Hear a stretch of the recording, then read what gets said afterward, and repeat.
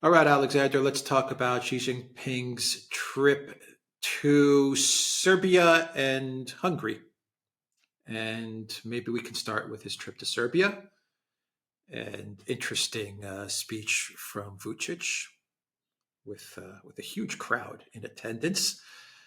And then we can shift to Xi's meeting in Budapest with Viktor Orban. A very interesting statement and speech from Viktor Orban. Interesting way that Vucic and Orban welcomed Xi Jinping when he arrived in their countries. A very big ceremony to welcome Xi Jinping to Serbia and then to Hungary. I think that says a lot. And an admission, a recognition that the power in the world today is China, and that we are indeed in a multipolar world. So I think that was the big message that we got, not from China, but from Serbia and from Hungary. And all of this follows Blinken's trip and Yellen and Blinken's trip to Beijing, where we had warnings and threats and ultimatums to China. So, what are your thoughts with this trip? Right. Well, I'm going to go against what I think is the conventional wisdom, and I'm going to say that I think that the main purpose of Xi Jinping's trip to Europe was actually to visit Serbia and Hungary. He had to go to a West European country and meet a leading EU leaders, because if he'd just gone to Hungary and Serbia, it would have seemed like it was some kind of hostile move. So that's why he went to Paris. He went to Paris because he knows that Macron is, a little bit flaky. He's somebody that you can talk to at other times, and he'll come along and can agree with you. So you can have a kind of civil meeting and conversation with him. Of course, he had his minder there, Macron had his minder there, in the person of Ursula von der Leyen. But there we go. You're making quite sure that he didn't go out of line. It was a ludicrous performance, by the way. And there's reports that Macron now is so frustrated by it that he wants to get Ursula von der Leyen removed as EU Commission president. Well, I was going to say that. You read my mind. I was going to say that. Now we know they don't like each other. And who are they thinking of? Draghi, of course. Draghi, of course, exactly. Yeah. But anyway, this was just Xi Jinping did that more, I think, for appearances than because he was really expecting to talk substantive issues with Macron. The really important part of his trip was his trips to Serbia and Hungary. And the dynamics here are completely different. And you're absolutely right. Very warm welcome from Vucic. Very warm welcome from Orban. The Serbs and the Hungarians go out of their way at a government level to make Xi Jinping welcome in their countries. But it's not just at government level, because the most interesting thing was, especially in Serbia, thousands of people coming out to meet Xi Jinping. He's given a very warm reception at a public level as well. The Serb public, and I get the sense the Hungarian public too, are delighted and thrilled to have the Chinese president in their country. Very different again from what you tend to see when Xi Jinping travels now in Europe. So extremely warm visits. Xi Jinping coming, making it absolutely clear that China supports Serbia, that they have what the Chinese call an ironclad friendship. And remember, this points both ways, because, of course, it's a ironclad friendship on Serbia's part towards China. But it's also China showing that it has an ironclad friendship towards Serbia.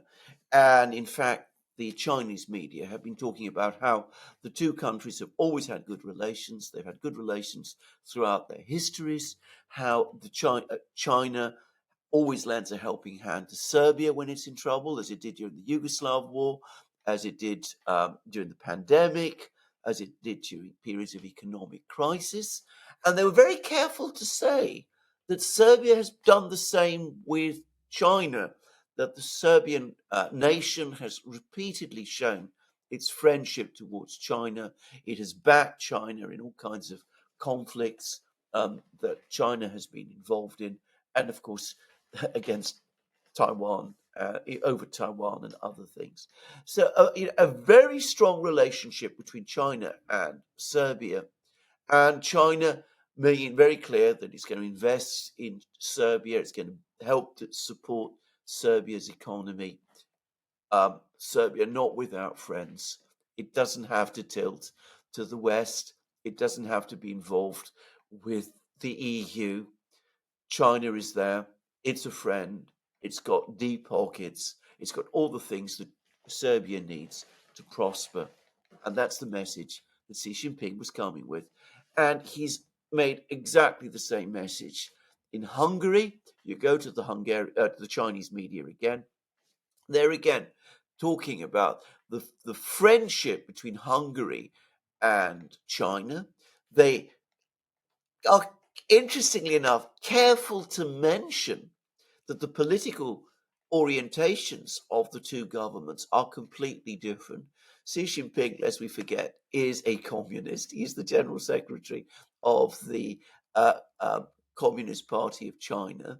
Viktor Orban, as we know, is a very strong anti-communist political dissident during the period of communist rule in Hungary.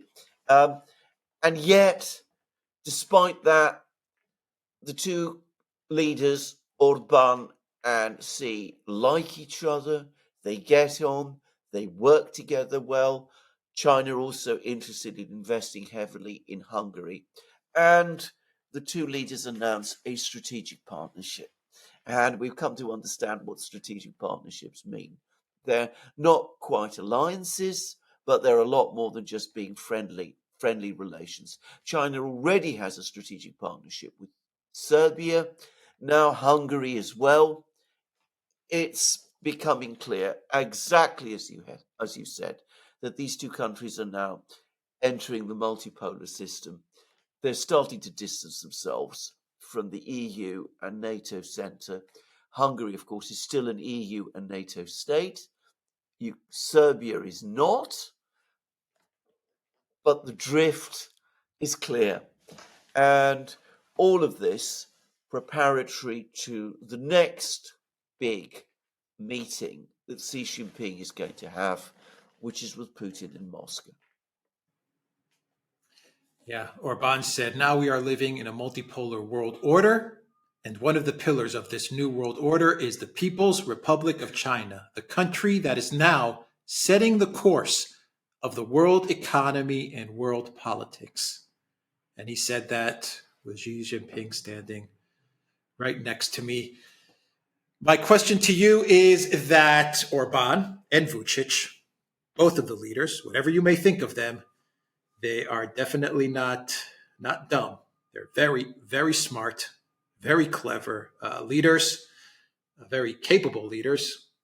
They would not be having this meeting with China. They would not be making these types of statements. Orban, who's in the European Union, in NATO, would definitely not be making this type of statement if Project Ukraine was not working in Russia's favor, if the multipolar world was collapsing, if BRICS was collapsing. Obviously, things are moving in the other direction, and Vucic knows it, and Orban definitely knows it.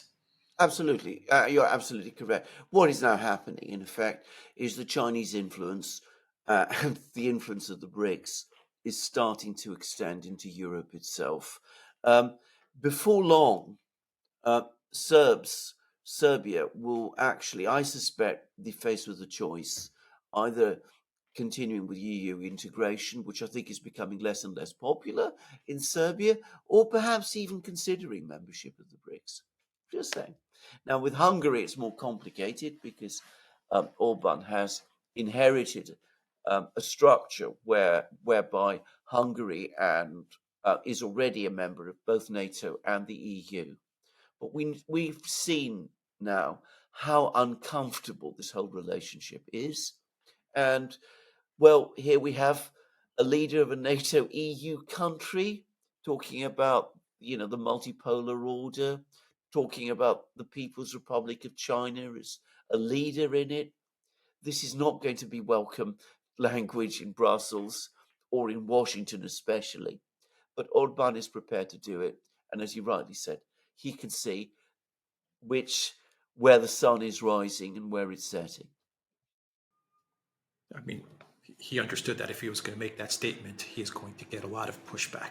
And I'm saying that kindly he's going to get pushback from Ursula, but more importantly from the United States and from Blinken and these types and Sullivan. I mean, they're going to be horrified reading the statements that Orban made. They're going to be absolutely furious. But China is increasingly powerful. It's increasingly confident. Its economy, by the way, is also in an upswing. I mean, all the business about the great Chinese crisis that we were hearing about, all that has melted away. Now we're being told that, on the contrary, China has this enormous overcapacity. That's the real problem. Not that it's about to collapse, but that it's in some ways too strong. So China also very self-confident. Xi Jinping also very, very self-confident. I think he's gradually come to realize, as the Chinese leadership has done, that building a relationship with the EU is a lost cause. You're just wasting your time trying it. I mean, he has to go through the motions. He doesn't want to turn up in Europe and not visit a major European capital. As I said, so he goes to Paris rather than Berlin, interestingly. But the fact is, he did his real business in Belgrade and Budapest. He wants to build bridges with important European countries, which they are, by the way, and extend the multipolar system into Europe itself. Yeah. So a final question. Serbia is number one trade partner is the European Union, obviously. Its number two trade partner is China. Serbia without Hungary, I would imagine, would have difficulty saying no to the European Union and going full into BRICS. But with Hungary having a strategic partnership with China and having this partner in Europe, this neighbor, also looking east, I imagine that does open the way for Serbia to tilt more towards BRICS. And what may really change the dynamics of all of this is what could possibly happen with the geography in Ukraine. Absolutely. Because that could upend everything and things could be looking very beneficial for Serbia, which up until today has been completely locked in, surrounded by the European Union. You're absolutely right. If the Hungarian-Serb relationship continues, which there's no reason to think that it won't, and if the war in Ukraine continues in its present trajectory, and there's no reason to think that's going to change either, being realistic about it, then Serbia is going to have a land bridge all the way to China. And the EU encirclement of Serbia will be broken. And that will have a huge effect, by the way. It won't just have an economic effect. It will also have a geopolitical effect. It will mean that these NATO protectorates that have been created around Serbia in order to tie down Macedonia, Northern Macedonia, I should correctly call it, Kosovo, Bosnia, Montenegro, to all of Montenegro, that, yeah, all of yeah, those, they're going to start to feel extremely vulnerable because, of course, they will be faced with a Serbia that is not only powerful, much more powerful than they are, but now very, very well connected with, trade routes and support at its back, and with grievances against them. And the whole balance of power in the Balkans is going to start to shift and shift very significantly. yeah. I agree. I mean, all these microstates around Serbia in this area, they're going to start to ask the question: what was it all for? I mean, the purpose of splitting up was in order to create these states that would eventually surround Serbia and act as a way to to get Serbia into NATO or the EU in one form or another, to make Serbia submit. Yes, That was the reason for all these microstates to begin with. yes, But the minute you break that that access to the east, you break that yeah, open. yes. Serbia's got a pathway to the east. All these microstates become effectively useless as far as being targeted towards Serbia. They're not just useless, they become a burden on the West because they can't function by themselves. I mean, I don't mean that, they're not defendable by themselves. They're not. But I mean, economically, they can't function by themselves. Of course, Bosnia is profoundly dysfunctional and deeply divided. So, by the way, is Montenegro, as we know. There's conflicts in Macedonia. And of course, Kosovo is another whole set of problems as well.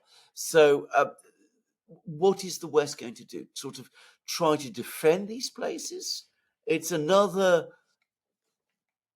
It would be another massive imperial overreach that would become again another bottomless commitment of resources. Ultimately, American resources to shore up a failing status quo.